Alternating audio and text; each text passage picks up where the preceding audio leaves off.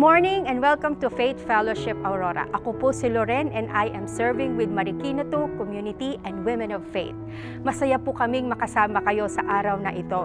And we hope and pray that you will be encouraged by the presence of God. Please do comment below if this is your first time or where you are joining from. We care about you. We want to help and support you in any way.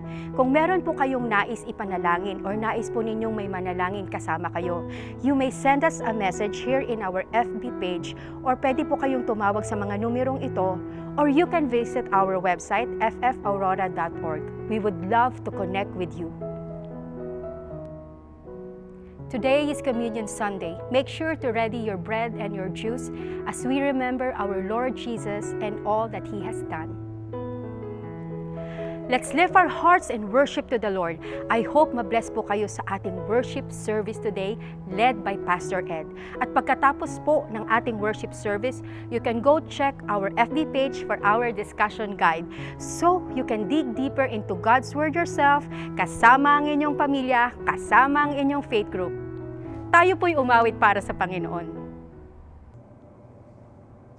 Purihin ang Panginoon sa kanyang kabutihan at kadakilaan dahil sa patuloy niyang ibinibigay ang pagkapala at biyayang pisikal at espiritual sa bawat araw ng ating buhay. Tunay na hindi nga mahadlangan o mapipigilan ng Panginoon sa pagkilos ng mga pagbabago sa ating buhay. Subalit ano nga ba ang mga pagbabago na ginawa, ginagawa at gagawin ng Panginoon sa ating buhay? Papaano tayo binabago ng Diyos upang maging katulad ng ating Panginoong Jesucristo? Ito po ang paksang ating tatalakayin sa mga sandaling ito at ito po ay nakabatay sa sulat ni San Pablo sa 2 Korinto 3:16 at 18 na ganito po ang sa atin ay sinasabi. Ngunit kapag lumapit ang tao sa Panginoon, naaalis ang talukbong. Ang Panginoong binabanggit dito ay ang Espiritu. At kung nasaan ang Espiritu ng Panginoon ay mayroong kalayaan. At ngayong naalis na ang talukbong, nagniningning sa ating mukha ang kaluwalhatian ng Panginoon at ang kaluwalhatian iyan na nagmumula sa Panginoon na siyang Espiritu ang siyang magbabago sa atin mula sa isang antas ng kaluwalhatian hanggang tayo'y maging kalarawan niya. Tayo po ay manalangin. Dakilang Diyos, hinihiling po namin ang patnubay ng Banal na Espiritu upang patuloy kayong mangusap sa bawat sa amin. Tinataas po namin ang iyong banal na pangalan at kami ay nagpapakumbaba sa iyong banal na harapan. Sa sulat ni Pablo sa mga taga-Korinto ay binanggit niya ang kakaiba ng sinasabi ng Biblia tungkol sa Old Covenant o Lumang Tipan at ang New Covenant o ang Bagong Tipan. Ang covenant ay isang kasunduan ng Diyos na ibinigay sa mga Hudyo na later on ay tinawag na bayan ng Israel na pagpapalain niya ang kanyang bayan kung sila ay susunod sa kautusan ng ating Panginoong Diyos na ibinigay kay Moses sa bundok ng Sinai at ito nga ating tinatawag na Ten Commandments. Subalit sa kanilang sariling lakas, hindi kayang sundin ng tao ang kautusan ng Diyos. Dahil sa minanang kasalanan ng tao sa ating mga ninunong, si Adan at si Eva, sinuway nila ang batas na ibinigay ng Diyos kay Moses. Actually, hindi problema ang kautusan. Ang problema ay ang kasalanan. Kung ang kasalanan ay hahantong sa kamatayan at ipakita ang kanilang pangailangan sa ating tagapagligtas. Kung gayon, masasabi ba natin na may mali o masama sa kautusan ng Diyos? Hindi po at wala po. Ang batas ay mabuti sapagkat ito ay nagmula sa isang banal na Diyos. Sa katunayan, ang batas ay binigay na kung susundin ay maghahatid ng pagpapala at kagalakan na gagapay sa mga tao sa matuwid na pumuhay. At si Pablo po ang nagsabi sa Roma 7:12, ang kautusan ay banal at ang bawat utos ay banal, matuwid at mabuti. Nang dumating ang takdang panahon ng pagliligtas ng Diyos sa sangkatauhan, gumawa siya ng New Covenant o Bagong Tipan na ang hatid ay buhay at hindi kamatayan. Ang Old Covenant ay ginawa sa pamamagitan ni Moses. Ang New Covenant ay sa pamamagitan ng buktong na anak ng Diyos. Ang Old Covenant ay nabigo sapagkat hindi makaabot ang tao sa pamantayan ng Diyos. Ang New Covenant ay nagtagumpay sapagkat ang batas ay isinulat sa puso ng mga tao na sasampalataya sa ating Panginoon Kristo sa pamamagitan ng banal na Espiritu.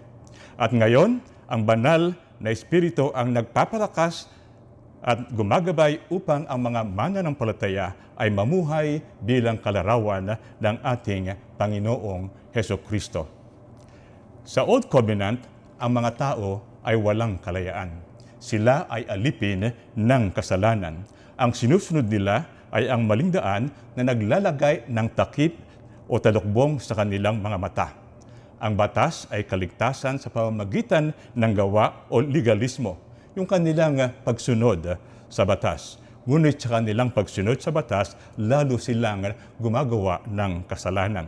Ang pagsunod sa batas, ang talukbong sa kanilang mga mata at wala silang kalayaan.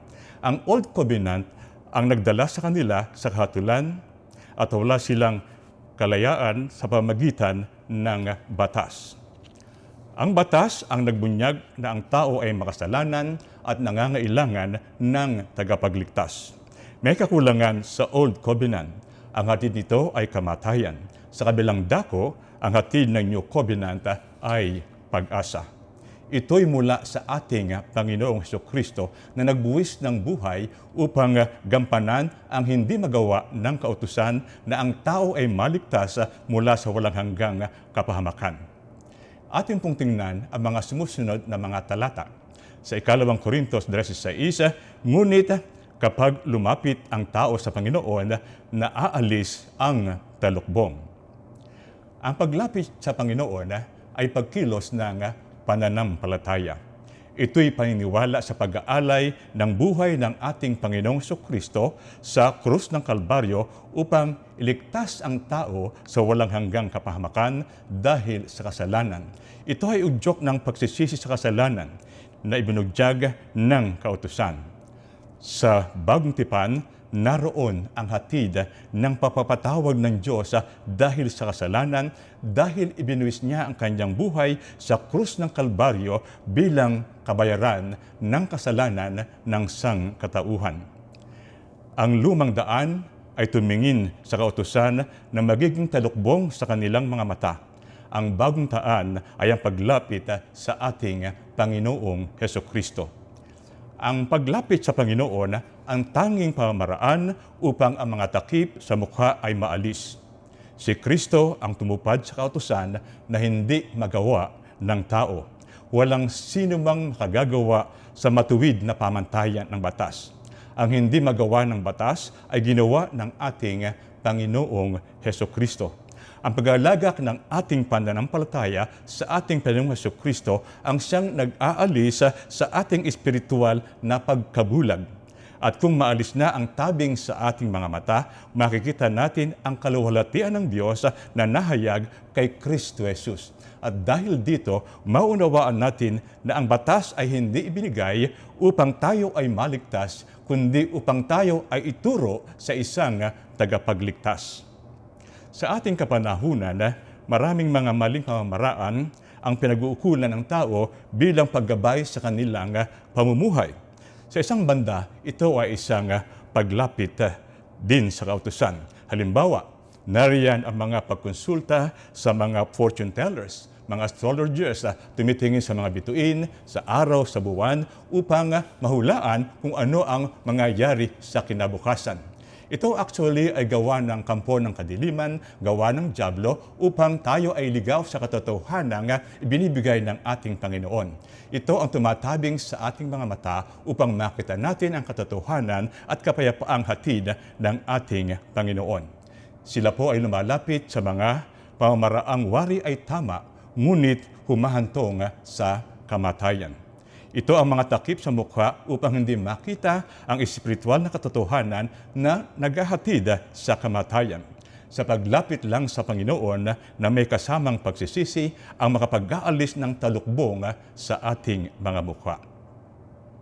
Sa 2 Korinto 3:17 ay ganito po ang sinasabi. Ang Panginoong binabanggit dito ay ang Espiritu. At kung nasaan ang Espiritu ng Panginoon ay mayroong kalayaan. Ang hatid ng Espiritu sa ating buhay ay kalayaan. Ang espiritu ng batas ay kamatayan. Sa pamamagitan ng espiritu, ang hatid ni Jesus ay buhay. Kung tayo po ay lalapit sa maling daan, mananatili ang talukbong sa ating mukha at mananatili tayo sa pagkaalipin ng kasalanan. Ang kalayaang hatid ng espiritu ay kalayaan sa kasalanan at sa walang saysay na paggawa na sundin ang batas upang makamit ang kabanalan. Ang mananampalataya ay hindi na alipin ng batas na naghahatid sa katulan at paghahari ng Diablo. Ipinahihiwatig ng talatang 17 ang kalayaan mula sa talukbong ng pagkakaroon ng matigas na puso na humahadlang sa atin upang pumasok tayo sa presensya ng ating Panginoon. At ang kalayaang ito ay kalayaan sa pagkakasala, kamatayan, at pagkabulag sa mabuting balita na hatid ng ating Panginoong Hesukristo. Maganda po ang sinabi ni Pablo sa mga taga-Galacia. Ganito po ang sinasabi sa Galacia 5:4-5, kayong nagsisikap na maging matuwid sa pamamagitan ng pagtupad sa kautusan, inihiwalay ninyo ang inyong sarili kay Kristo at napalaya kayo sa kagandahang loob ng Diyos. Kami umaasa na magiging matuwid sa pamamagitan ng pananampalataya at ito'y sa kapangyarihan ng Espiritu. Ang Espiritu ang nagbibigay ng bagong buhay at kalayaan at hindi ang kautusan. Ang mananampalataya na pinangungunahan ng Espiritu ay wala na sa kapangyarihan ng kautusan. Ang isang patunay na isang buhay na may pagbabago ay yung paglaya natin sa ating sinful nature. Hindi na tayo napadadala sa pita ng laman, pita ng mata, o ng ating pagmamataas. Ang nakikita sa ating buhay ay bunga ng Espiritu na binabanggit ni Pablo sa kanyang sulat sa Galacia. Sa pamamagitan ng Espiritu, ang ating dating pagkatao ay napapalitan ng bagong pagkatao. Ang dating buhay na makasalanan ay napapalitan ng kabanalan. Kung dati hindi tayo marunong umibig sa kapwa, sa paggabay ng banal na Espiritu, mamahalin natin ang ating kapwa bagamat sila hindi kaibig-ibig o anuman ang kanilang antas sa buhay. Kung tayo ay walang kagalakan sa ating puso dahil sa mga problema at kabiguan sa buhay sa pamamagitan ng Espiritu, tayo ay nagkakaroon ng kagalakan.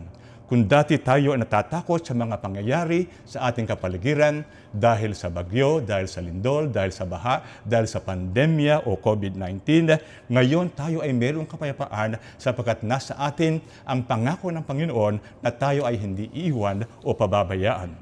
Kung dati mainipin tayo sa paghahantay sa mga katugunan ng Diyos sa ating mga panalangin o sa mga pagbabagong ating hinihintay sa ating mga mahal sa buhay, sa paggabay ng Espiritu, meron na tayong katiyagaan na hintayin ang kalooban ng Diyos sa atin. Kung dati, hindi natin nakikita ang pangailangan ng ating kapwa. Ngayon, handa tayong tumulong sa kanila at ipakita ang ating kabutihan. Kung dati, hindi maganda ang pagtrato natin sa ating kapwa, ngayon, ipinapakita natin ang ating kabaitan. Kung dati hindi tayo tapat sa pagganap ng ating mga tungkulin, sa trabaho, sa opisina, ngayon meron tayong katapatan sa pagtupad sa ating mga responsibilidad o pakikitungo sa ating kapwa at sa ating mga mahal sa buhay. Kung dati mainitin ang ating mga ulo, hindi mapagtimpi, ngayon ay meron na tayong kinahunan. Kung dati madali tayong mahulog sa tukso, ngayon meron na tayong pagpipigil sa sarili at nagiging matagumpay anuman ang mga tukso na dumating sa ating buhay. Yan nga po ang bunga ng Espiritu. Ang pag-ibig, ang kagalakan, ang kapayapaan, ang katiyagaan, ang kabutihan, kabaitan, katapatan, kainahunan at pagpipigil sa sarili. Hindi masasabi ng isang tagasunod ni Kristo na siya ay walang bunga, sapagkat ang hindi mapipigilang resulta ng kaligtasan ay magkaroon ng pagbabago sa ating buhay at lumago sa patnubay ng ating Panginoong Hesukristo. Sa ikalawang Korinto 3:18 ay ganito po ang ating sinasabi, at ngayong naalis na ang talukbong, nagniningning sa ating mga mukha ang kalwalatian ng Panginoon. At ang kaluwalhatiang iyan na nagmumula sa Panginoon na siyang Espiritu ang siyang magbabago sa atin mula sa isang antas ng kaluwalhatian hanggang tayo'y maging kalarawan niya. Sa huling talata ay binanggit ni Pablo na pag-alis ng talukbong ang makikita natin ay ang kaluwalhatian ng Panginoon.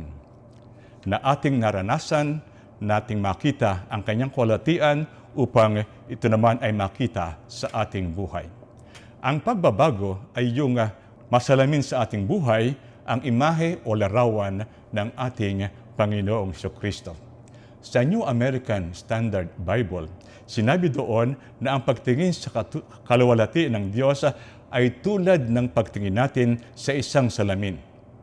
Kung tayo ay tumingin sa salamin, sino ang ating makikita? Huwag nawa tayong matakot sa ating nakita sa salamin. Definitely, ang ating makikita ay ang ating sarili. Subalit sinasabi ng translation ng New American Standard Bible, dapat mabakas ang reflection ng ating Panginoong Jesucristo pagtingin natin sa salamin. At makita natin ang imahe ng ating Panginoong Jesus sa pamamagitan ng Ebanghelyo sa banal na kasulatan. Kung ating pag-aaralan ng kanyang buhay, ay makita po natin na siya ay nabuhay na mayroong kalinisan, mayroong kabanalan. Siya po ay tinukso, subalit hindi nahulog sa tukso. Siya po ay nabuhay na mayroong pag-ibig, na mayroong kahabagan, may kagandahang loob, mayroong kababaang loob, at mayroong sang pagpapakumbaba sa pagsunod sa kalooban ng Ama. At marami pa tayong makitang katangian ng ating Panginoon. Kung tayo ay manalamin, makikita po ba natin ang mga katangian ito sa ating buhay? Ito ang malaking hamon sa ating buhay. Ang mag-focus ang ating paningin kay Jesus upang tayo ay maging katulad niya. Kung tayo ay lalapit sa Kanya, ito ay isang hakbang upang maging kawangis niya. Kung tayo ay babaling sa maling daan o bagay o tao, ito rin ang isang hakbang na maging tulad nila. Ang ating pamumuhay tulad ni Kristo ay dapat makita ng ibang tao.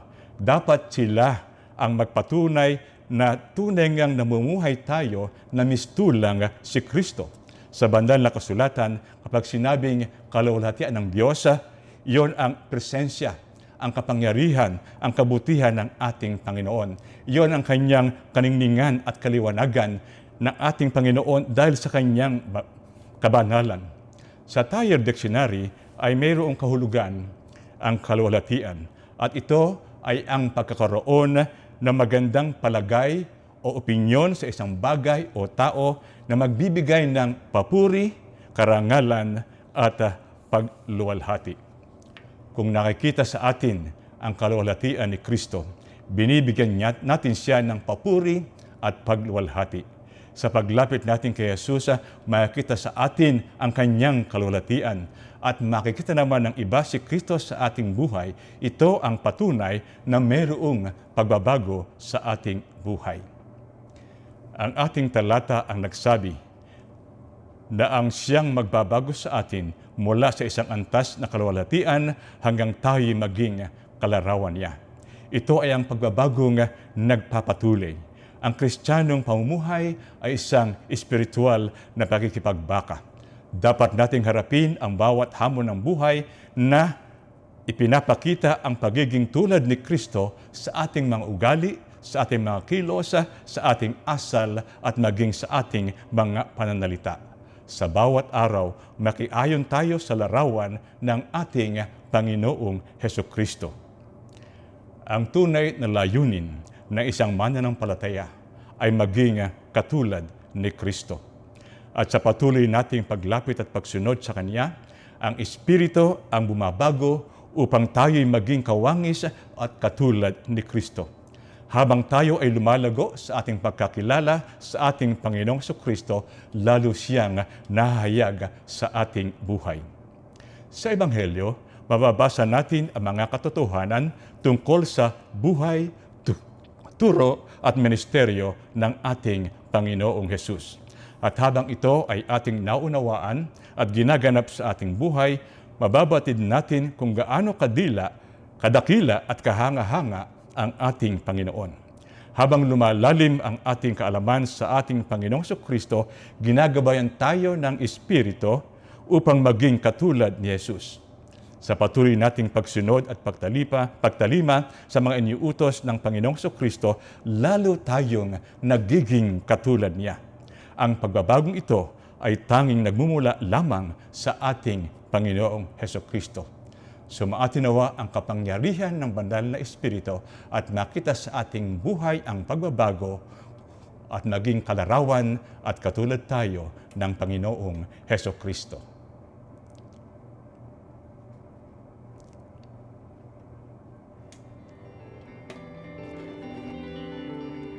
Thank you for joining us today. We trust you have been blessed and encouraged. Thank you for your faithfulness in giving to the work of the Lord, especially during this challenging time. Please continue to support our church and all its ministries and projects.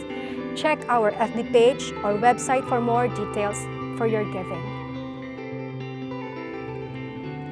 We are excited to be launching into a new season of ministry here at FFA.